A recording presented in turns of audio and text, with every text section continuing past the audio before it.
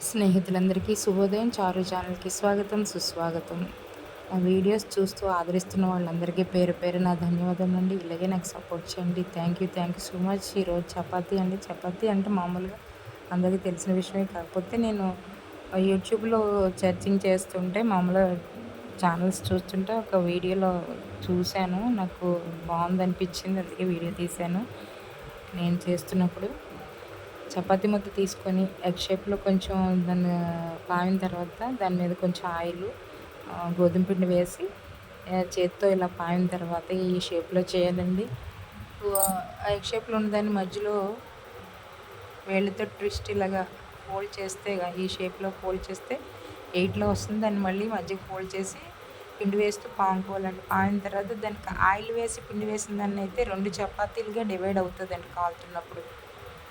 బావుంది. కాకపోతే 2 చపాతీలుగా కావాలనుకుంటే కొంచెం ఎక్కువగా చూడండి డివైడ్ అయింది. 2 చపాతీలుగా డివైడ్ అయిందని 2 వైపులా కాల్చుకుంటే మనకి పని కూడా తొందరగా అవుతుంది.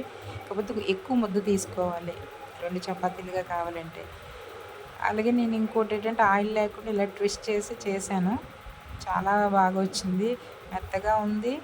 తర్వాతేమో ఆయిల్ లేకుండా పొంగింది కూడా. స్మూత్‌గా అనిపించిందండి. చాలా బాగుంది. మరి నాకు తెలిసింది ఇప్పుడు చేశాను. మీకు ఆల్రెడీ తెలిసుంటే కామెంట్ చేయండి. చపాతీ మామూలుగా స్క్వేర్ టైప్‌లో ఫోల్డ్ చేస్తుంటాం కదా!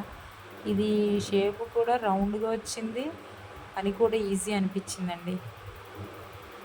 ఎలాగుందో కామెంట్ చేయండి. మీకు ఆల్రెడీ తెలుసుంటే మీరు ఏ రకంగా చేస్తారో కామెంట్ చేయండి. ఓకే అండి. చాలా బాగా వచ్చింది. మెత్తగా కూడా ఉంది. నేను ఆయిల్ వేయకుండా కలుపుతానండి. పిండిని కలిపి ఒక గంట సేపు మూత పెట్టేసి ఉంచుతాను. చూడండి ఎలా పొంగుతుందో చపాతీ. 2 చపాతీలుగా కూడా ఒకసారి చేసుకోవచ్చండి ఆ విధంగా. కొంచెం ఎక్కువ ముద్ద తీసుకోండి. Thank you.